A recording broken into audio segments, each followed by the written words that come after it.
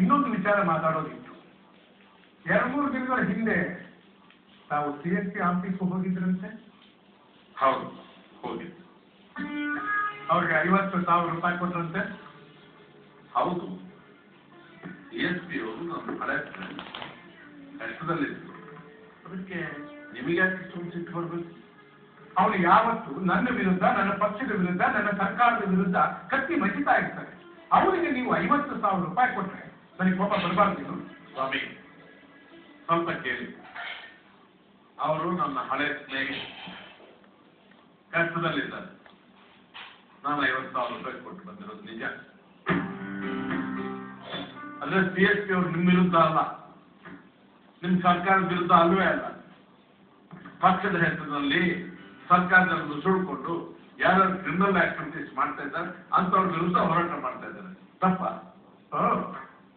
ನಿಮ್ಮ ಜೊತೆ ಆ ನಿರ್ಮಲಾ ಕೊಂಡಳ್ಳಿ ಮತ್ತೆ ರೈತ ಇತರರು ಯಾರು ಬಂದಿದ್ರಂತೆ, ಹೌದೇನು?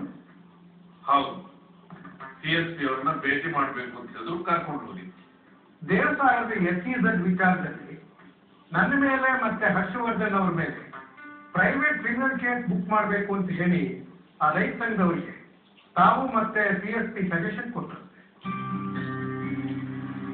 ನಿಜಾನ? ಸಲಹೆ ನಾನ್ ಕೊಡಲಿಲ್ಲ, CSP ಅವರು ಕೊಟ್ಟರು, ನಾನು ಸರಿ ಅಂತ ಹೇಳಿದೆ. ತಪ್ಪಲ್ವಾ?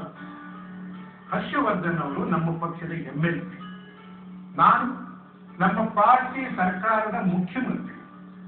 ನಮ್ಮ ಇಬ್ಬರ ವಿರುದ್ಧನೇ ನೀವು ಪಕ್ಷದ ಅಧ್ಯಕ್ಷರಾಗಿ ಪ್ರೈವೇಟ್ ಕ್ರಿಮಿನಲ್ ಕೇಸ್ ಬುಕ್ ಮಾಡೋದಕ್ಕೆ ಹೊರಟಿರೋದು ದ್ರೋಹ ಅಲ್ವಾ?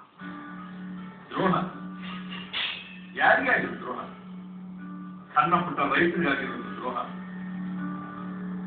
ತಾವೇ ಇಂಡಸ್ಟ್ರೀಸ್ ಮಿನಿಸ್ಟರ್ ಆಗಿದ್ದಾಗ ಈ ಹರ್ಷವರ್ಧನ್ಗೆ ಟರ್ನೌಟ್ ಪ್ರಾಜೆಕ್ಟ್ಗೆ ಅಂತ 1,000 ಎಕರೆ ಜಮೀನು ಕೊಟ್ಟು, ಅಷ್ಟೇ ಅಲ್ಲ ಸರ್ಕಾರದ ಪಾರ್ಟಿಸಿಪೇಷನ್ ಬೇರೆ ಅದರಲ್ಲಿ ಕ್ರೆಡಿಬಿಲಿಟಿ ಬರುತ್ತೆ.